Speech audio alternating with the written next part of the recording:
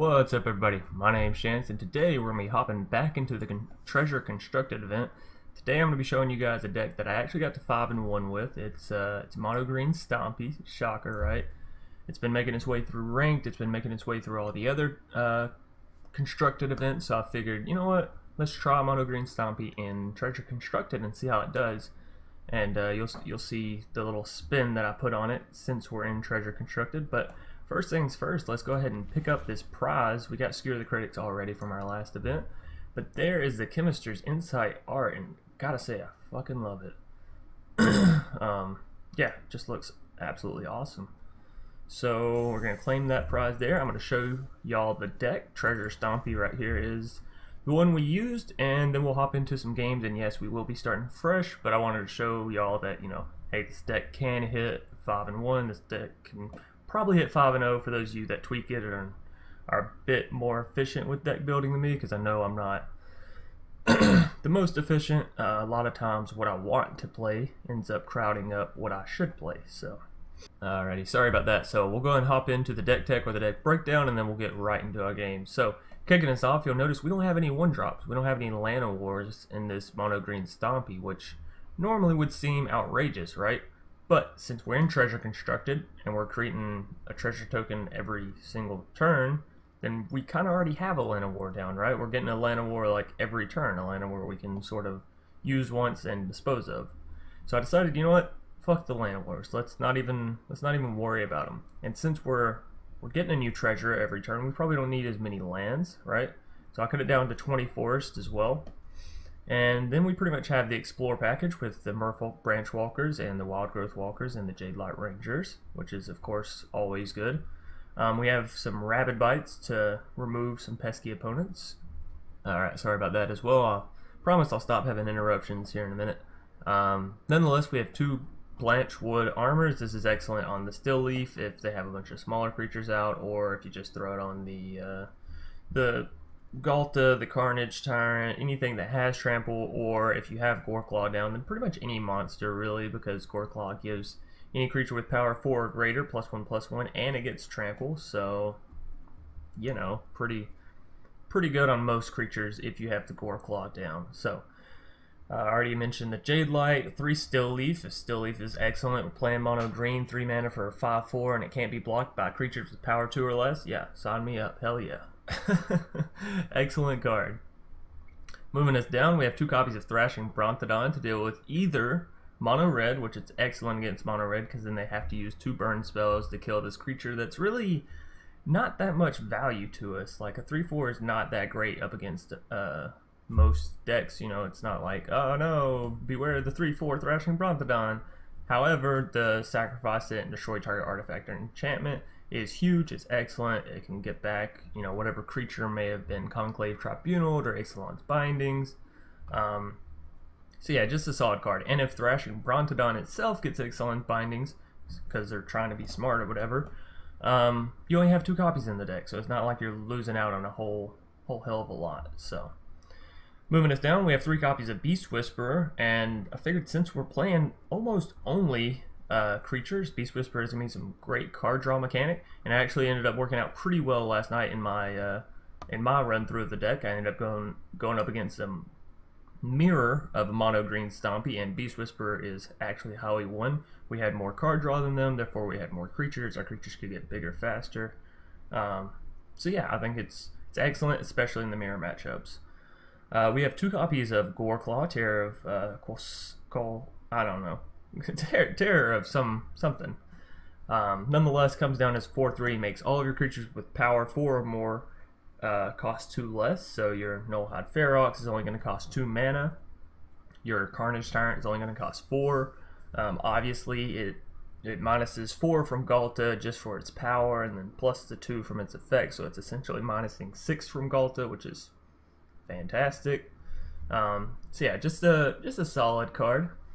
And we have 2 copies of Nullhide Ferox, which I found to not be as good in this game mode actually, because paying the 2 mana right for it to lose all of its abilities isn't that hard.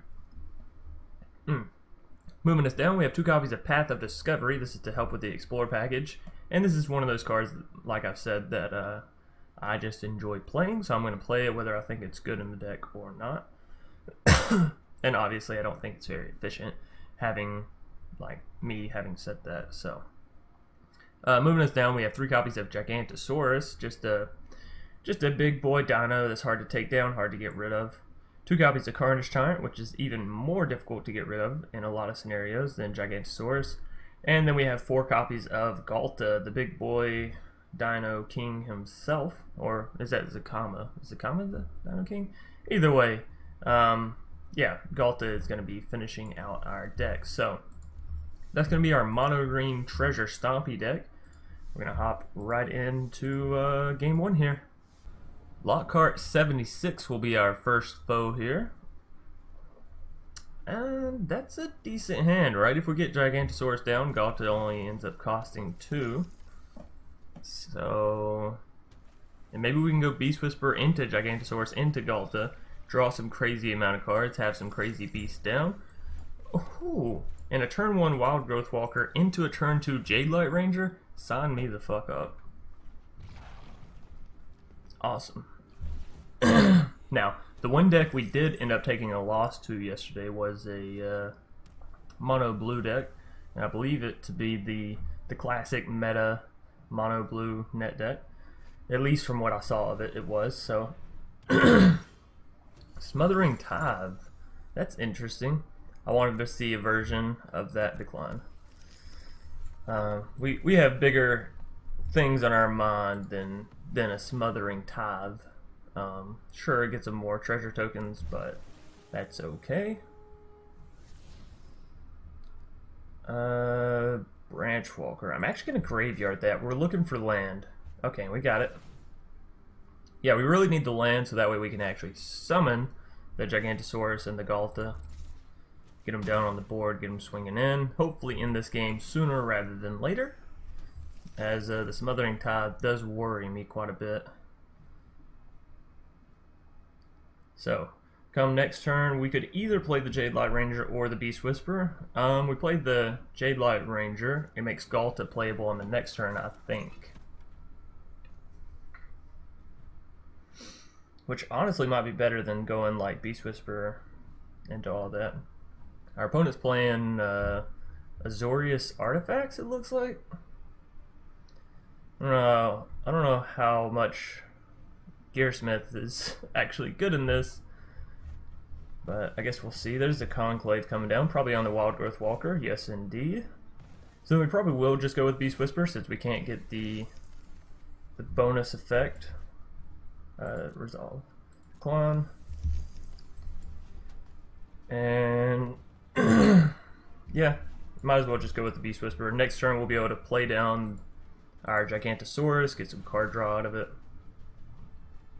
That is unfortunate that they have our Wildgrowth Walker, but thankfully we don't want to trade there. That's just a bad trade, right? Jadelight Ranger costs 3 mana, Gearsmith costs 1. If they swing in, we can still defend with Beast Whisperer. Although we probably won't, because if they swing with Gearsmith, they gotta have some, okay, Antiquities of War. They gotta have something, you know? So that is the route then, huh? Going with Antiquities, trying to get some big artifacts down. Alrighty, well, let's see if your artifacts can beat this big old 10-10. How does that feel?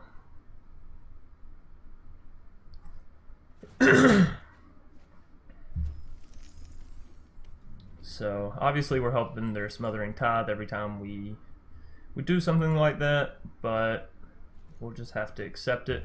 2 copies of Ghalta in hand, so that's kind of nice. I like how tiny Ghalta's arms in this. In both of them, really.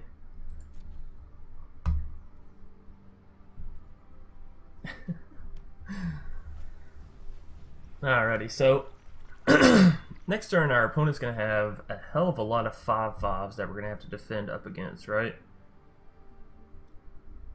So how do we want to do this? We definitely don't want to swing in with Gigantosaurus because they'll just block him with Gearsmith. We don't have lethal on board. If we did, I'd say we could Rabid Bite.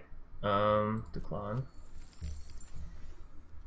Right, we could just Rabid Bite and use something like a Blanchwood Armor. Oh, that would have been beautiful. That would have been beautiful.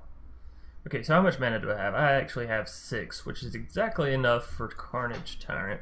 Or I can throw Big Boy Ghalta down and get a Jadelight. I kind of like the idea of getting Big Boy Ghalta and a Jadelight.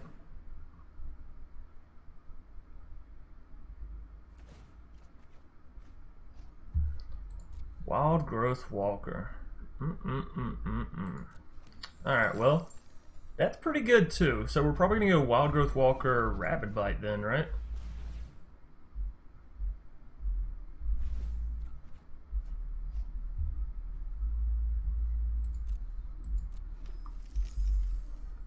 And we got the Thrashing, which means next turn we can get down our other Wildgrowth Walker back before we play the Jadelight and really kick our health up. They are going to have 10 5/5s. So that means 5 5/5s are going to get through. Alright, well let's go ahead and Rabid Bite. Take out the Gearsmith Prodigy so it's at least one less creature we have to worry about defending come next turn. Probably will chum block the Beast Whisperer out as we have, like, you know, pretty nice hand, pretty nice board state right now. Ooh, we may have to chum block with the Wildgrowth Walker. He's gonna have 10 5/5s. Even if I block with everyone, 5 5/5s getting through him down to 25. That's actually kind of scary. And I can't deal lethal here. I can only deal 15. Alright, well then no attacks. We may lose this first game just because of the Antiquities plus Smothering Tide. That's a scary combo. Oh, you know what? We could have played Thrashing had we drawn it a little bit sooner and just destroyed the Antiquities. Did we have enough? No, because I drew Merfolk, or the Wildgrowth Walker, and the Wildgrowth Walker drew me the Thrashing Brontodon. So, oh, he actually has 11, because the treasure he created this turn as well, which it can attack. Okay, so that's still good. And if he swings in with everything, then I'll win come next turn. So they can't do that either, right? That's actually kind of refreshing. That's kind of nice, right? And if they do the math, they'll see that as well.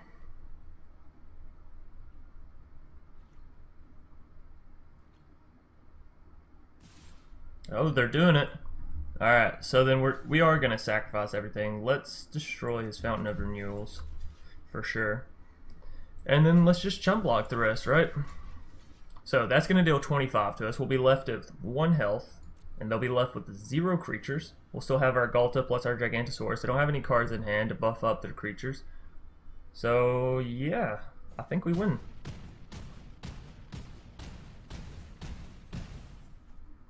Cool, cool, nice.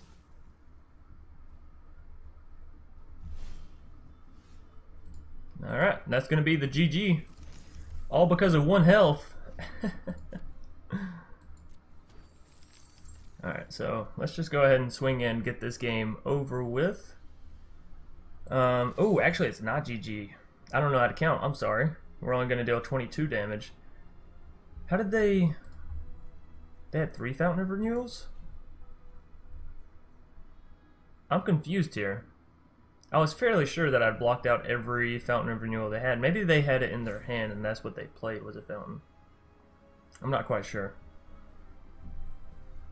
Oh, they probably think I have some kind of buff because I said GG. Oops. No, I'm sorry. I just, I don't know how to do math. 10 plus 12 is 22, not 23. Yeah, when did they get that other Fountain of Renewal down? Had to be last turn, right? Because Antiquities procced. They attacked with everything. They only had the treasure token that was combat sickness, if that makes sense.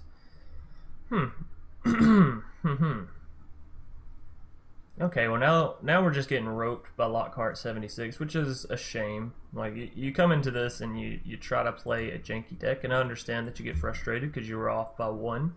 But hey, I'm off by 1, you know? It's okay. It is a-okay. Alrighty.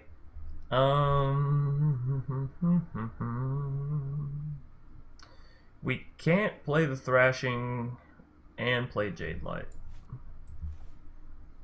So I think I'm just going to go with the Carnage T to try to make sure we have something that can get through next turn, has hexproof. And we'll kick it back to him. We're both at 1 life. This is very interesting. What is this? What is this like? What is this shading right here?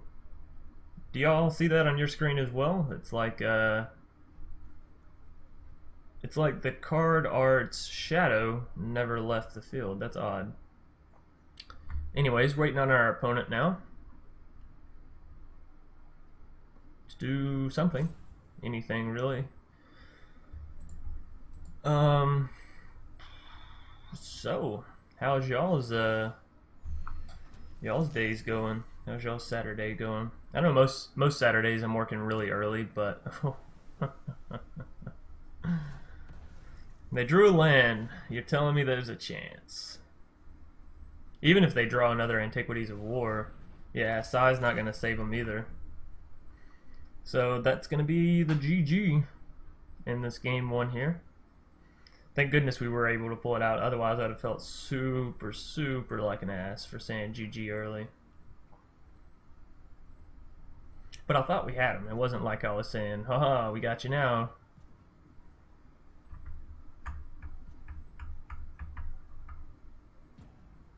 Oh, come on. There's no need for all this roping. Of course. Well, this should be the final rope that they can do, unless they resolve it right before their timer runs out, which, you know, hey, they got a few more timer triggers left to resolve. Also, let me know what y'all think of the audio for this video. I've been trying new things with it, y'all know that. Today, I'm trying to record my audio separately with Audacity and record the video separately with Streamlabs. So, we'll see how it turns out. Hopefully it works though, because I'm not recording my audio at all with Streamlabs. So, if it doesn't work, then there's no like backup plan to this, right? Resolve, decline. Next. Just swinging with those two. Alrighty, so there's the victory we were looking for. Finally, Lockhart doesn't have even a choice but to take the damage to the face. And yeah, we'll pick up a game 1 and move on straight to a game 2. Malphar shall be our opponent in this next match. Goreclaw, Nullhide, Gigantosaurus. Okay, so one reason why I don't play more copies of Goreclaw, and one reason why I don't think you should either, is things like Gigantosaurus and Still Leaf. You don't get the -2 from them because they cost only that restricted green mana, and you can't -2 from the base cost. I'm not quite sure what the actual terminology is for the, you know, the specific lands that you need, but yeah, let's go ahead and get the Wildgrowth Walker down, and hopefully not into the graveyard. Oz the Marshal. They may be trying to go wide on mono white here. Leon and Vanguard, yeah, another one, Snubhorn, something like that. Sky Marcher Aspirant. No. Okay. Rabid Bite. Yeah, that's actually okay. Let's go ahead and Rabid Bite.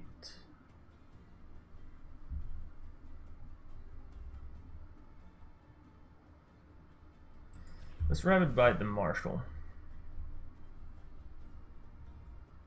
Sure, they gain the life from Vanguard, which is annoying. But the Marshal, they can actually go wide on us if they can make him big enough. So, and I'm not quite sure what kind of deck they're running right yet. And then we're not going to attack. Just in case they get down 2 units with Leon and Vanguard, it actually wouldn't be a wise attack for us. So,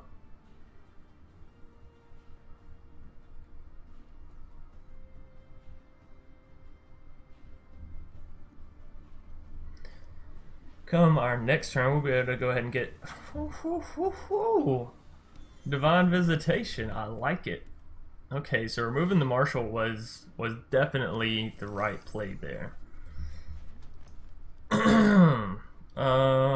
Yeah, let's go Gigantosaurus. That's something the Angels can't really fuck with too much, right? We'll just have to hope they have nothing to spawn in the Angels on their next turn, which, you know, chances are they will. Yeah, Divine Visitation. Probably something we should have considered playing in this game mode, right? Super easy to get down with the treasure tokens. Maybe our Open the Graves Divine Visitation deck would be better in this this game mode. So we are going to swing in with the Wildgrowth Walker, because y'all know that sometimes that 1 or 2 smidgens of damage does make the difference in a game, so getting it in is alright. We do have the Gigantosaurus to defend with. Conclave. Okay. I was like, oh no, they're tapping out a lot of mana. This could be a heavy token generator, but it wasn't. It was not, so it's good. That's good. The Goreclaw is interesting because it gives everything else trample, and giving trample to Gigantosaurus is fantastic. But I feel like it takes a long time to get to that point. So let's just go with Giganto. You took one, I'll show you another. Now we just gotta wait on Malphar there to resolve it. And again, we'll swing in for the 1. You never know when you may have been 1 or 2 health away from defeating your opponent. Ixalan's. Well, you know, that's not really that bad for us, because we only have 3 copies of Gigantosaurus in our deck, right? They wasted 1 copy of Conclave on it because they just Ixalan's the 2nd copy, so yeah, I gotta say I'm not that bummed. Sure, it's a big creature. Resplendent, I'm super bummed about. Gonna need a Rabid Bite for that bitch. Alright, well, let's just go ahead and get Goreclaw down. We'll make Nullhide cost less. We can't attack with the Wildgrowth Walker anymore. But hopefully we'll still be able to pull out this victory. Also, sorry for all my coughing this morning. I just feel very congested, I guess? Phlegmy? I don't know. That all sounds disgusting.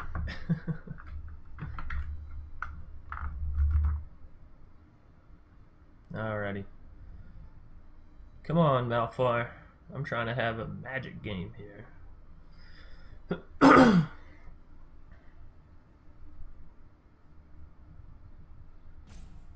Yes? No? Maybe? Are they gonna play the game? Doesn't appear so. Just gonna make me sit here and play with myself. That sounds dirty. Another Conclave coming down on Goreclaw. Yep. Okay, they swing in with the Resplendent to deal the 3. We need either some Explore packages so we can get the Wildgrowth Walker bumping up a little bit, or ooh, Blanchwood works really good too if we put it on someone that has Trample, like a Goreclaw.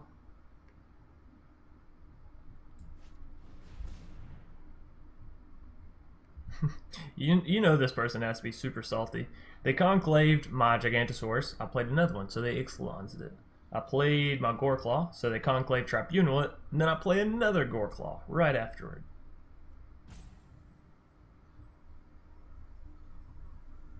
Alrighty, so what I'm thinking we do here is come next turn, we play the Ferox plus the Blanchwood Armor. Ooh, we can play Ferox this turn? Scratch that. We play Ferox this turn.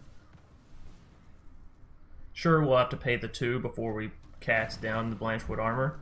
But honestly, I'm not too upset about that. So we'll go ahead and swing in with the Wildgrowth Walker, deal 1 more damage, get him down to 17. Old Walker doing his thing. Alright, so they can proc their Resplendent Angel this turn, which is super unfortunate, right? They're going to gain back 5 life, they're going to deal 5 to us, and they're going to get an angel out of it.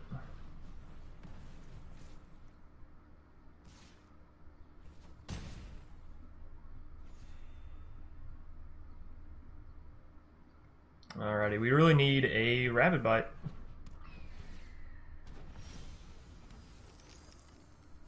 Ooh, or some Explore package actually. Neither of which did we draw. So, let's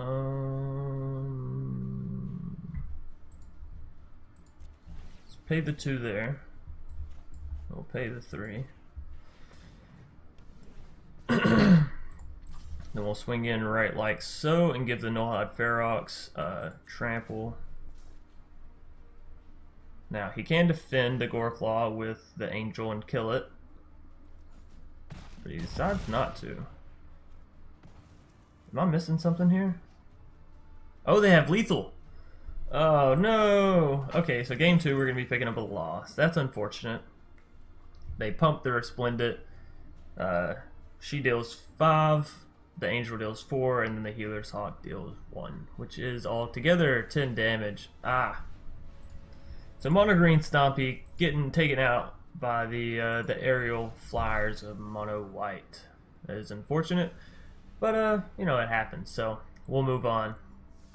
Like I said, in the previous time when I played, I also ended up picking up 1 loss and made it all the way to 5 wins. So, and I think that 1 loss that I picked up was early too. So. Nonetheless, we'll go ahead and hop into a game 3 here, and it looks like I don't even have to cut it out because we're already here and I managed to talk straight through it. So Ming's Sword is going to be our next foe, and I got to say I like this hand. I like it a lot. 2 Wildgrowth Walkers plus the creature to already explore with. Some Goreclaws and Still Leafs are never bad. Yeah. Oh, you know what I forgot to do? I forgot to put on my card sleeves. Kind of annoying. I wish they would let you set a default card sleeve so that way every time I make a new deck I'm not like, well, let me make sure I put my card sleeve on there. That weird shadow is still there. That's just odd, right? I don't know if y'all can see it or not, but it's like, it's just right here. What is it? What is going on? So our opponent also throws down the Wildgrowth Walker. Interested to see where this goes. I always enjoy a good mirror match. Jadelight Ranger, sure. So they basically have what we have, except, oh, Assassin's Trophy. Oh no. Well, that's not good. What a fucking asshole. So they're definitely going to remove our Wildgrowth Walker come next turn. But they can only remove 1. Right?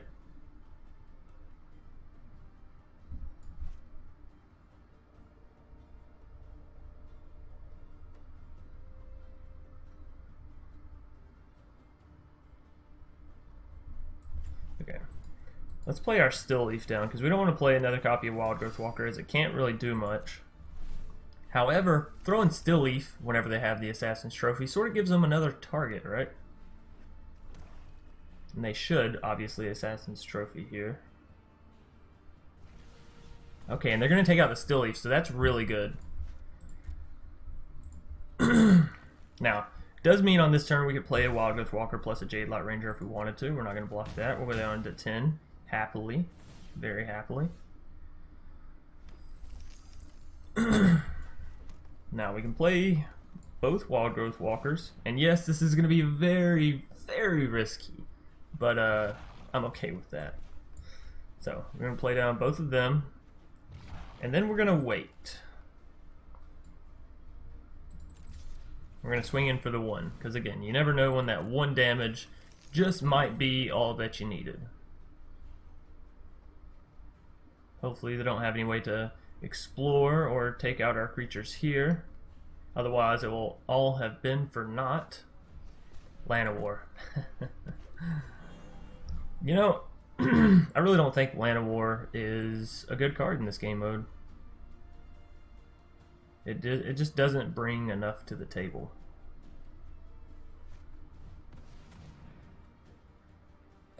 Come on, you fucking cocksucker.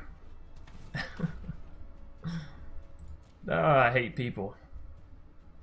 That's okay. Sure, whatever. Go ahead, get in for the 7. I don't care. Come next turn, I'm gonna heal up, what, 13? So, yeah, not that big of a deal. We also get a Goreclaw down this turn, so...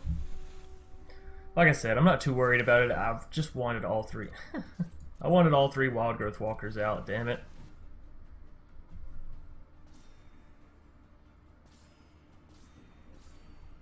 Alright, we'll go ahead and go into the Goreclaw as well.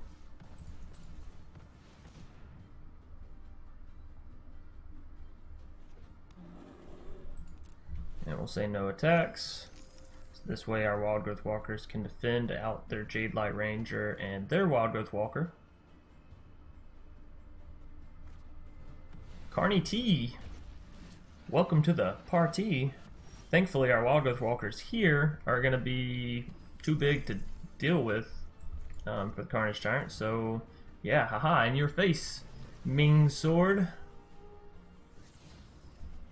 1 land. Oh no, just 2 lands. That's kind of a bummer. They want to see an Explore package. I'll show them an Explore package. Okay, so we can attack with the Goreclaw, give our Wildgrowth Walkers plus our Jadelight Ranger all +1/+1 and trample. Well, that does make them go up to 6/8. And it's not like our Jadelight or Goreclaw is ever going to be big enough to kill the Carnage Tyrant, so they'll probably kill Goreclaw with Carnage T. 5/4. Maybe take out Jadelight for Jadelight, and then they take the 6/8. And they still have the Wildgrowth Walker plus Carnage T to swing back with. I don't know if this is actually more beneficial for us or not. But things should play out as I said. They should go Goreclaw to Carnage Tyrant and Jadelight on Jadelight, and then take the 12 from the Wildgrowth Walkers. They'll keep their Carnage Tyrant and Wildgrowth Walker back for next turn. Yeah. So literally exactly how I said that would play out. But they are down to 11 health, so we just have to make sure, or rather hope, that they don't get any Explore creatures to regain their health back. Ooh, just a land. Haha, you Brit. Now we are already at 8 lands, so we should only have 12 more. And 12 cards to draw out of 45 is yeah, we shouldn't be getting too flooded, I should say. But we are. Surprise, surprise. Even though we had 12 out of 45 cards, I'm not quite sure what the... And we just drew 2 lands literally the turn before with our Jadelight Ranger, right? Because she explored and drew out 2 lands. So we had 3 lands in a fucking row. With only 20 of them in the deck. Any math geniuses out there that want to do that math for me real quick? By all means, please look and see what the game is actually doing with this stupid ass card draw for the lands. And the only reason I call it stupid is like I don't see why they would ever have wanted it in the game in the first place. Nobody should ever be happy about drawing out more lands. New people that are coming in and they're like, oh, okay, so this game is like probability. People are trying to make sure they have the right amount of certain cards to make sure they get out the cards. But they can't adopt that habit. They can't adopt that mindset because, hey, Wizards decided we should be drawing more lands than anything, ever. Whatever. I don't even care anymore. It's not even that big of a deal. So we are going to swing with Nullhide here, because he can either choose to sacrifice the Carnage T, take the 6 to the face, or sacrifice something else. But no matter how it goes, it's good for us. They have already taken out 2 of our Wildgrowth Walkers, which is super depressing for me, right? It means we only have 1 more somewhere in the deck. But here we go. We are going to take out their Carnage T. So bye-bye, big old bastard. And, well, we have enough mana right now that even if we had 0 creatures on board, we could still play Ghalta. So that's kind of nice. Nature Spiral. Wow. So here comes the Carnage T back down. And honestly, like that's not that big of a deal because I have a Gigantosaurus, right? So even if they have a Rabid Bite, nope, killing my Gigantosaurus. Assassin's Trophy would work for him. But eventually, we'll end up drawing all these goddamn lands out of our deck. Beast Whisperer is fantastic. Absolutely wonderful. So we'll go ahead and swing in with Gigantosaurus, and we'll see if they want to chum block with Carnage T again. I'm assuming so. Oh, they're giving me both of them? I guess they're terrified that my last card is like a trample effect. But, oh no, we actually couldn't kill both. I'm sorry, I don't know how to math. That's right, 6 plus 5 is 11. I do apologize. Also, if y'all can hear my dogs barking, I'm sorry. Since we moved, I feel like a lot of the outside sounds are able to be heard in. Although, thank God we don't have to listen to those people building that goddamn bridge anymore, right? That was annoying. Alright, so let's go Ghalta. We'll get some card draw thanks to Beast Whisperer. Ooh, that is fun. Okay, so it's not more card draw, but we'll make our Wildgrowth Walker fucking huge. Obviously, we could have played it on the Ghalta as well if we really wanted to, but I like seeing the 13-15 Wildgrowth Walker. And for some reason... Oh, he's just going to take the damage. Okay, so sweet. So game 3, we are just going to pick up a victory. They said no more hitting us in the face. You proved it. You have bigger creatures and you can get them down faster. So fantastic. We're up to 2-1, pretty much the same spot that I was in with this this deck come last night, and I ended up winning 3 in a row and going to 5-1. So fantastic. That's going to be it for this video. Hope you all enjoyed. If you did, be sure to leave a like down below and a comment in the comment sections if you have any suggestions for this deck, future decks, past decks, or if you just want to shoot the shit with me. Y'all know I'm fine with all of that. So yeah, I think that's going to be it. If you're new here, consider subscribing. It is free. It does help the channel grow. It helps me grow as a person. I literally grow a centimeter for every subscriber I get. That's a lie. That's a Pinocchio lie right there. Nonetheless, y'all take it easy and be chill. I'll either see y'all later tonight or tomorrow. So until then, peace. What's up, everybody? I wanted to take a quick second to thank everybody who stayed all the way through the video, as well as give a special shout out to all my patron donors for helping support the channel. If you too are looking for ways to support the channel, consider hopping over to patreon.com/Dr. Spelkin. Try to make sure all support given to the channel is returned to those giving.